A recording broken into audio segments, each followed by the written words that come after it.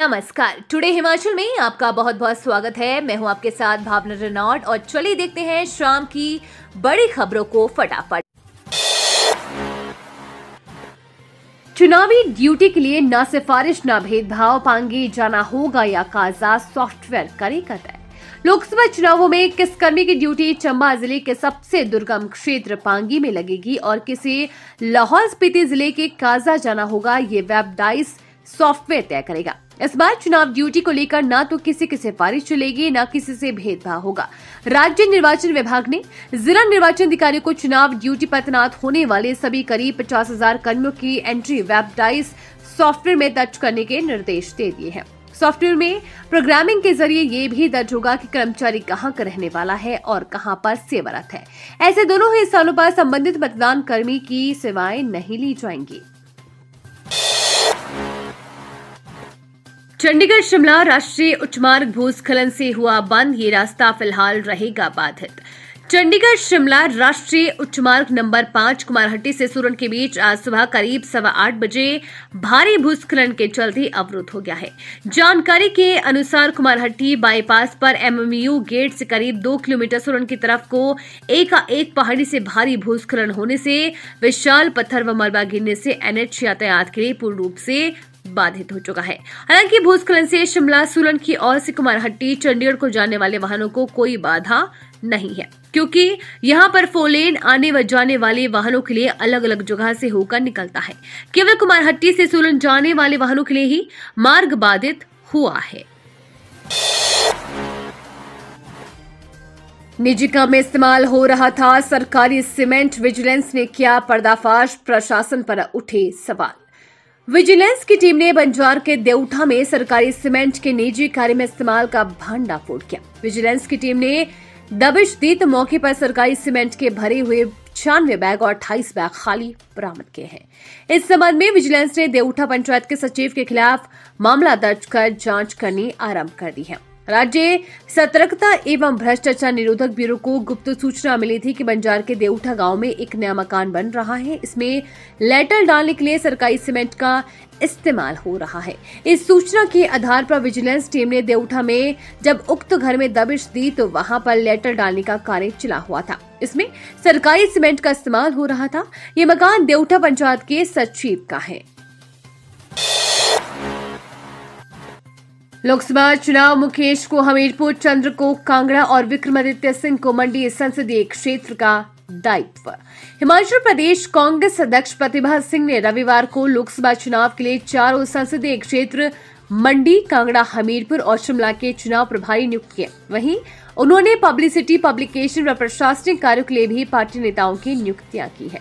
प्रदेश कांग्रेस महासचिव रजनीश किमटा ने इस संबंध में अधिसूचना जारी की है।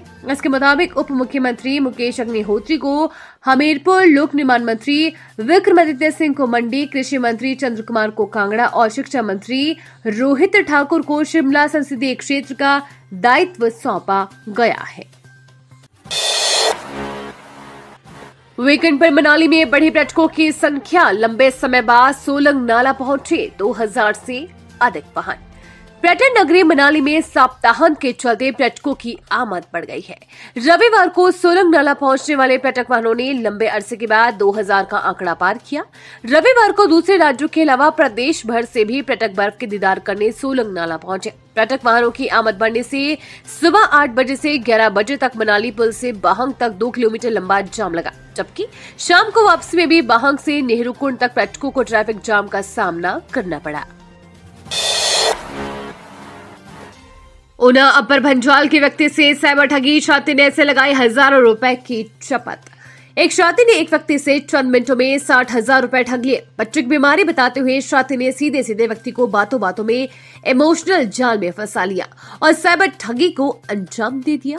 पीड़ित इस संबंध में पुलिस थाना अंब में शिकायत दर्ज करवाई है। जानकारी के अनुसार ऊना जिला के उपमंडल अंब के तहत अपर भंजाल गांव के व्यक्ति ने बताया कि गत दिवस साय करीब 6 बजे उसके फोन पर कॉल आई।